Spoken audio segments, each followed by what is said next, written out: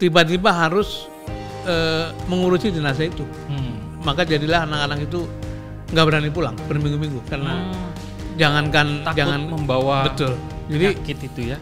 Jadi itu dan biasanya itu pemakamannya karena tidak ingin memancing perhatian masyarakat.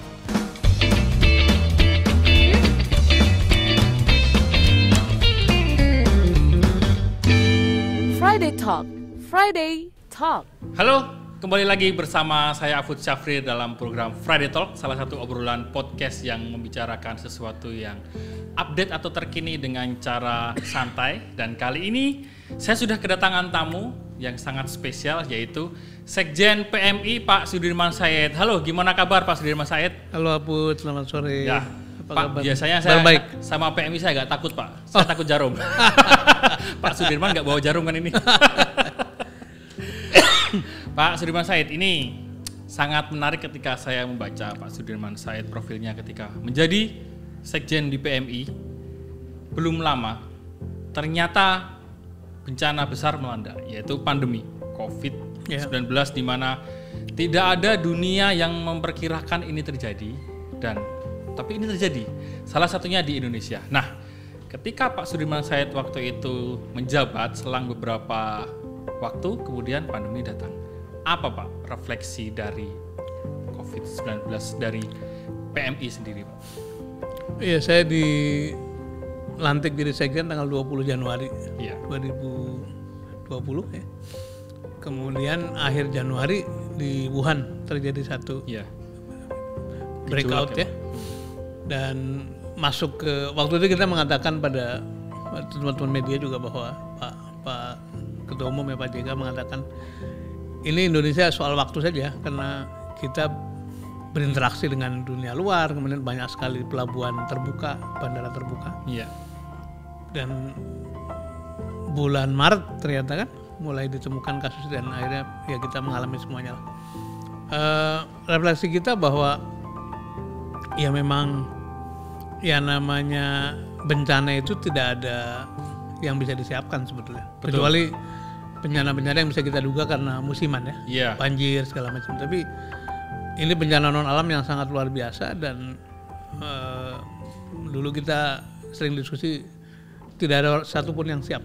Ya. Bahkan Amerika yang disebut sebagai negara yang readiness-nya paling maju, paling ready dari sistem kesehatan masyarakat juga jebol juga. Dan nah kita mungkin patut bersyukur karena tentu saja kita kehilangan banyak saudara-saudara ya. Yeah. Tapi manageable lah dan itu banyak hal termasuk yang paling fenomenal adalah bagaimana masyarakat bahu-membahu menolong sesama. Makanya dulu kita menyebut sebagai festival tolong menolong. Saling membantu dan mengakibatkan keparahannya melampaui titik tertentu tapi kemudian dengan cepat terkendali karena semua turun kan. Yeah. Dari mulai pemerintah tentu saja, Palang Merah, TNI, Polri, masyarakat, LSM, lembaga-lembaga kemanusiaan semuanya turun. Jadi bagi orang-orang di kemanusiaan, COVID kemarin adalah satu ujian dari kedermawanan kita dan ujian solidaritas kita. Yeah. Dan saya kira itu bagi kita di Indonesia terbukti bahwa masyarakat Indonesia masyarakat yang guyup, yang punya kultur untuk saling membantu sesamanya.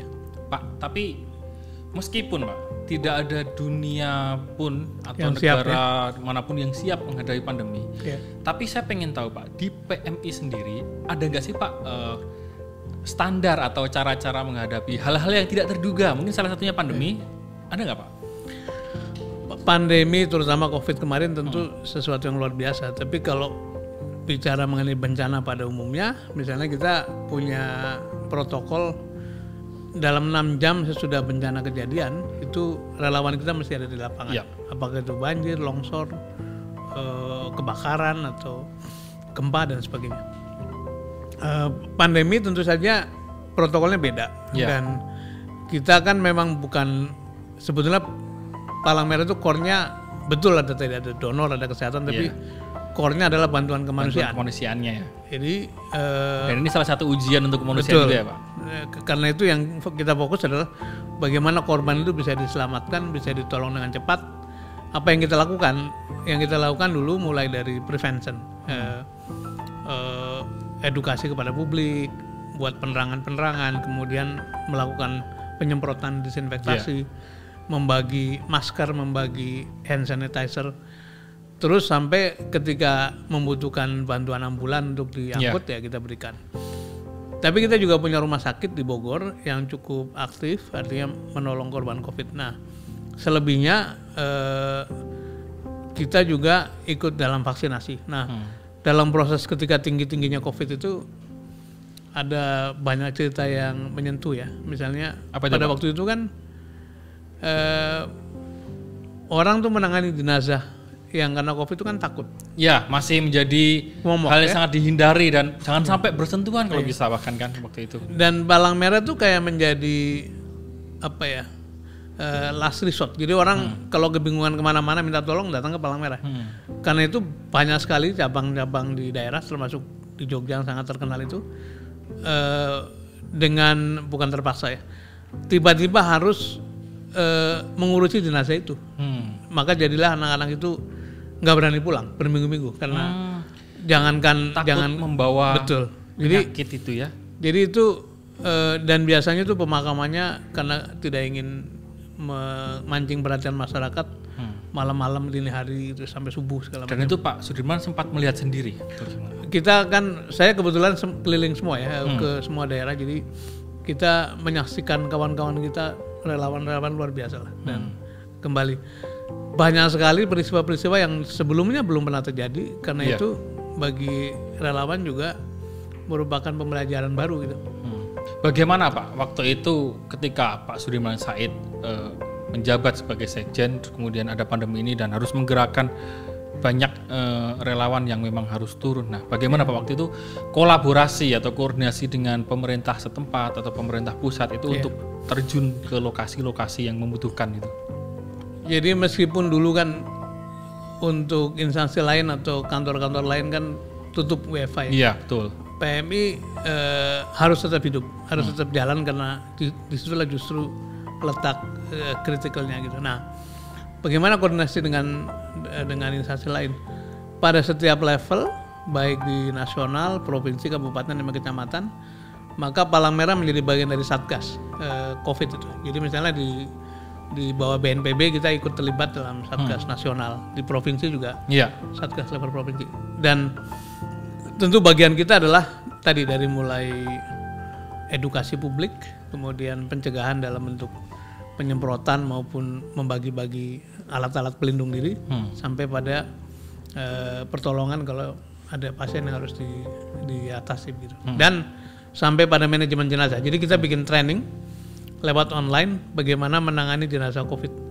Itu lumayan antusias karena memang kebutuhan waktu itu kan untuk mengurus atau istilahnya pemulasaraan itu tinggi sekali. Saya juga lebih lanjut lagi ke pendalaman terhadap PMI sendiri ketika tadi Pak Sudirman sempat menyebutkan bahwa juga fokus kepada lingkungan sekarang, bukan hanya mengenai kebutuhan darah ataupun kesehatan ataupun relawan. Nah, mengenai lingkungan sendiri, kepedulian PMI terhadap lingkungan, kan ada salah satunya yaitu mendapat mandat untuk membantu pengurangan dari resiko bencana dan juga perubahan iklim. Nah, gimana nih Pak PMI dari yang fokusnya awalnya ini memang fokus utama core-nya dulu adalah relawan sebagai core-nya adalah kebutuhan darah pemasok, sekarang menjadi salah satunya untuk membantu bencana dan perubahan iklim. Dahulu ketika kita merestorasi atau merekonstruksi Aceh, itu ada proyek dari American Red Cross membangun atau memulihkan hutan bako mangrove. Dan sekarang alhamdulillah sudah jadi tempat wisata. Di Batang juga begitu, di banyak daerah juga begitu. Tapi waktu itu sebagai ad hoc ya, ketika ada masalah. Nah, sekarang bagaimana urusannya dengan climate change? Saya baru kembali dari Jenewa bulan lalu. ada satu Global Conference General Assembly, jadi satu sidang umum organisasi Palang Merah sedunia. Ada 3 isu besar kemanusiaan ke depan. Nomor 1 COVID ini masih jadi isu lah, karena dianggap belum tuntas. Karena kita nggak tahu, Australia sekarang naik cukup besar ya dengan banyaknya mutasi. Kemarin China juga naik cukup besar. Indonesia mudah-mudahan tidak begitu. Amin. Jadi COVID. Yang kedua, kedua adalah climate change. 83% bencana alam itu berurusan sama perubahan iklim. Dan semakin kesini makin kita rasakan. Iya. Sekarang aja kan di Jakarta, di Indonesia ini sudah bulan Juli sekarang, tapi masih hujan, masih ada ini. Pergeseran musimnya belum lagi nanti struktur tanah bergeser, segala macam, ada banjir dan sebagainya. Jadi yang kedua adalah climate, yang ketiga konflik. Konflik ini 3 hal ini akan membawa dampak pada migrasi, pergeseran orang dalam jumlah cukup besar. Misalnya perang Ukraina itu menimbulkan migrasi besar-besaran keluar gitu. Ini isu kemanusiaan mesti dihadapi oleh gerakan Kepalang Merahan. Nah, urusannya dengan climate change bagaimana PMI? Memang selama ini belum jadi mainstream, tapi kelihatannya ke depan kita akan mulai melakukan satu inisiatif lebih agresif, lebih masuk kepada isu climate change ini, karena itu bagian dari pencegahan, seperti yang Anda katakan tadi, mitigasi. Kalau kita bisa ajak masyarakat ya sadar akan itu, bersiap-siap, lebih siaga bencana istilahnya. Misalnya kita mendapatkan support dari American Red Cross dan Jepang itu meretrofit rumah-rumah supaya di rumah yang rawan gempa itu menjadi rumah tahan gempa. Itu kasih percontohan, kemudian biar masyarakat meniru gitu-gitu. Beradaptasi, transfer knowledge-nya. Iya. Jadi itu yang akan kita lakukan, dan insya Allah karena kita punya Palang Merah Remaja, jumlahnya ratusan ribuan, punya TSR, punya KSR, itu akan menjadi front line, garda terdepan untuk melakukan kampanye bagaimana menyikapi perubahan iklim ini. Berarti PMI akan berusaha menjadi leader agent of change untuk salah satu kontributor supaya kita juga ikut cawe-cawe, ikut terlibat dalam urusan perubahan iklim ini. Nah, kalau tentang perubahan iklim sendiri sudah ada koordinasi dengan pemerintah nggak untuk ayo dong kita PMI kita kurangi nih dengan membuat kampanye apa gitu? Ya, memang kita ini tadi disebutnya sebagai quasi government, jadi segala tindakan pasti akan berkoordinasi. Ya. Cuman kita juga ingin menjaga keleluasan. Jadi bila mana diperlukan pasti kita akan lapor, kita akan. Tapi bila kita bisa kerjakan sendiri, kita tidak ingin ngerepoti juga. Ya. Walaupun dalam kenyataannya memang di semua level, di pusat, di provinsi, di kabupaten, kan memang misalnya di pusat itu presiden otomatis adalah pelindungnya Palang Merah Pusat. Jadi kita sangat dekat lah. Dekat, beriringan lah ya Pak. Beriringan, betul. Nah, gubernur adalah pelindungnya PMI provinsi, kabupaten juga bupati dan wali kota dan sebagainya. Jadi ini semua akan kita dorong terus. Tadi juga dibahas kebetulan kami baru selesai musyawarah kerja nasional Mukernas, membahas antara lain koordinasi dengan pemerintah. Jadi sarannya arahan dari Pak JK adalah Pak Ketua Umum harus terus memperkuat koordinasi, karena koordinasi itu sesuatu yang memang sering sulit dilakukan, karena itu semakin dekat kita dengan berbagai instansi makin baik. Dan itu salah satu legasi dari jaringan yang sudah dibentuk tadi Pak dari Pak Sudirman Said ketika menjadi salah satu di ring 1 ya. Waktu ya Pak. Nah, tapi setelah isu donor darah, kemudian climate change ternyata sudah mulai dibentuk agent of change untuk sosialisasi salah satunya kebencanaan ini tadi Pak. Kan kemudian tadi Pak Sudirman Said juga menyebutkan konflik. Nah, PMI harus hadir bukan hanya sebagai relawan saja, tapi benar-benar membantu kemanusiaan. Nggak peduli yang konflik itu tentang isu apa gitu, dan harus netral, tidak memihak politik gimana. Sekarang gimana Pak peran PMI ketika melihat konflik secara global cukup besar dan juga nasional sendiri seperti apa? Kalau elemen konfliknya sendiri kan memang kita tidak ikut-ikut ya. Kadang-kadang kan karena ada urusan politik, ada rebutan wilayah dan sebagainya lah. Itu urusan pihak di lain. Luar PMI lah. Palang Merah hanya itu kemanusiaannya. tugasnya merespon, menolong korban konflik itu, aspek kemanusiaan. Apa bentuk nyatanya?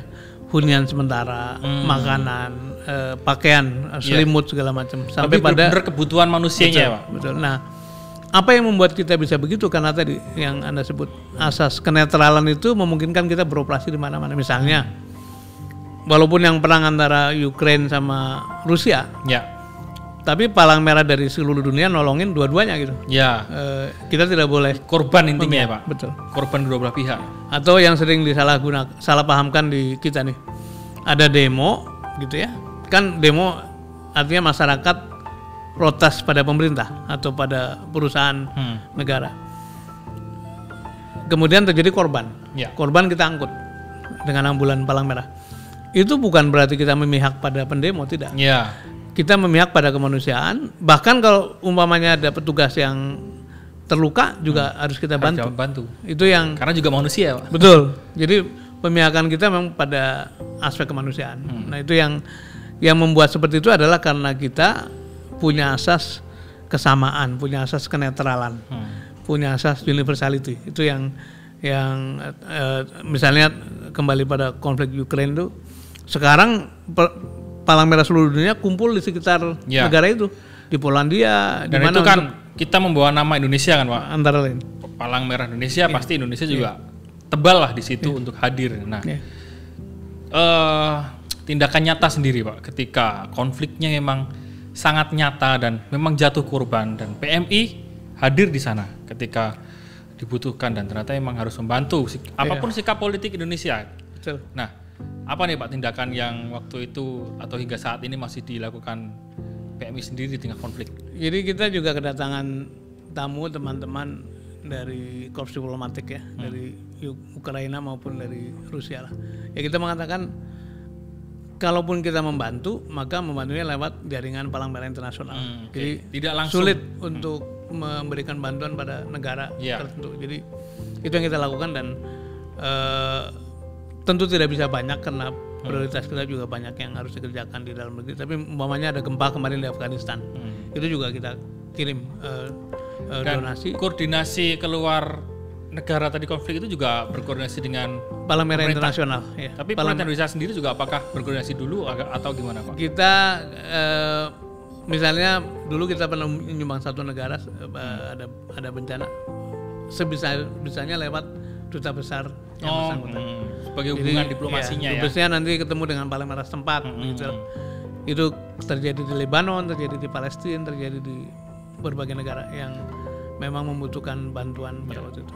Kan takutnya kan karena konflik itu kan sangat kental dengan nuansa politiknya. Betul. Jadi kalau langsung terjun nanti bagaimana nih sikap negara ketika dipandang, oh ini kok PMI dari Indonesia. Nah, ternyata memang harus melalui hubungan diplomasi, dan disitulah peran diplomat ketika berada di konflik itu ya. Dan PMI hadir di dua sisi ini ya, Pak, baik di Ukraina maupun di Rusia ya. Ya, nature-nya Palang Merah itu kan memang gerakan internasional ya. Karena mulanya kan memang dari dulu gerakan Palang Merah Internasional. Kemudian kita mengkonversi Palang Merah yang dari pemerintah Belanda dulu menjadi Palang Merah Indonesia. Jadi memang di semua front, langsung maupun tidak langsung, kita terlibat. Sebagai contoh sebaliknya, kalau terjadi gempa bumi di Palu kemarin, itu kan besar. Ya, dan itu ada Palang Merah dari luar juga. Iya, yang operasi di sana dari mulai Turki, Jepang, Singapura, Amerika, sampai pada ada banyak negara yang di sana, dan satu persatu sekarang mereka udah pulang. Tapi kita juga sama, kalau misalnya diundang atau di appeal namanya, global appeal, maka kita akan ikutan juga, tergantung kemampuan kita di mana gitu. Baik, Pak. Ini ternyata tugas PMI cukup banyak ya, Pak, dari mulai banyak mitigasi yang harus dilakukan. Tapi salah satunya adalah kita sedang menghadapi di Indonesia kan krisis kesehatan. Nah, terakhir nih Pak, terhadap pandangan dari PMI sendiri, apa yang harus dilakukan Indonesia untuk memitigasi krisis kesehatan yang mungkin akan mengancam entah dalam waktu dekat atau jangka panjang nanti? Ini menarik ya, karena salah satu diskusi di Jenewa kemarin itu bagaimana menggeser kapasitas, bukan menggeser, melengkapi atau meningkatkan kapasitas Palang Merah, tidak sekedar merespon. Jadi kita ini good responder. Kita begitu ada bencana tadi 6 jam turun, kita lakukan apa yang biasa kita lakukan. Tapi kita juga harus menjadi istilahnya gardener, menjadi tukang kebun. Artinya apa? Usaha pencegahan itu harus menjadi perhatian. Kita ada satu unit namanya Divisi Kesehatan dan Sosial. Nah, terhadap berbagai wabah itu kita sih berharapnya bahwa bagaimana caranya masyarakat itu diajak berpikir prevention daripada kuratif. Ya. Dan saya kira itu sejalan dengan strategi pemerintah juga. Jadi fungsi-fungsi atau tim atau relawan dari tim kesehatan kita tuh terus-menerus memberikan penerangan. Sekarang misalnya kan lagi ada wabah baru namanya monkeypox ya, cacar monyet ya. Itu kita mulai latihan, anak-anak mulai latihan mengenali itu, kemudian dengan itu deteksi dini lah ya Pak, untuk betul, pemahaman dan penyakit nih. Dilatihkan supaya mereka bisa memberikan penerangan pada masyarakat. Bagaimana menghindarinya, bagaimana kalau kena gitu. Jadi tindakan-tindakan ini yang insya Allah menjadi kontribusi bagi masyarakat, membantu pemerintah untuk juga melakukan upaya perbaikan kesehatan. Wah, saya ikut jeda nafas nih Pak. Ternyata PR atau tugas Indonesia itu banyak. Nah, salah satunya PMI memiliki tugas kemanusiaan yang saya pikir cukup mulia, dan amin. kebutuhan relawan tuh mudah-mudahan tidak terbatas dengan jiwa dermawan dan relawan Indonesia yang cukup banyak ya Pak. Terima kasih Pak Sudirman Saya ingin Said. menyampaikan Silahkan, terima kasih. Jadi melalui forum ini terima kasih Antara memberi kesempatan. Kami ingin menyampaikan terima kasih kepada seluruh relawan, seluruh pihak ya, seluruh siapapun yang berkontribusi dalam menjalankan tugas kemanusiaan. Kita punya 34 markas provinsi di seluruh Indonesia. Ada 500-an markas kabupaten kota. Kemudian ada 250-an unit donor darah. Nah, ini semua diawaki oleh relawan, dan kita berterima kasih kepada semua yang telah membuat PMI lebih kuat. Mudah-mudahan bisa terus menjadi pelayan dari masalah-masalah kemanusiaan. Terima kasih. Baik, sangat mulia sekali ajakan dari PMI untuk para pemuda dan pemudi Indonesia.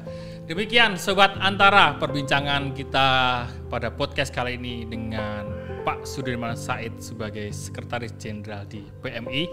Dan mudah-mudahan ajakan tadi akan membangun semangat kita untuk bahu-membahu membangun Indonesia menjadi lebih sehat, lebih kuat, dan siap menghadapi berbagai cobaan juga. Dan nantikan juga podcast Antara selanjutnya di podcast Antara, di YouTube Antara TV, dan juga Spotify Podcast Antara, dan juga berita-berita baik lainnya. Sampai jumpa di edisi podcast selanjutnya. Dadah.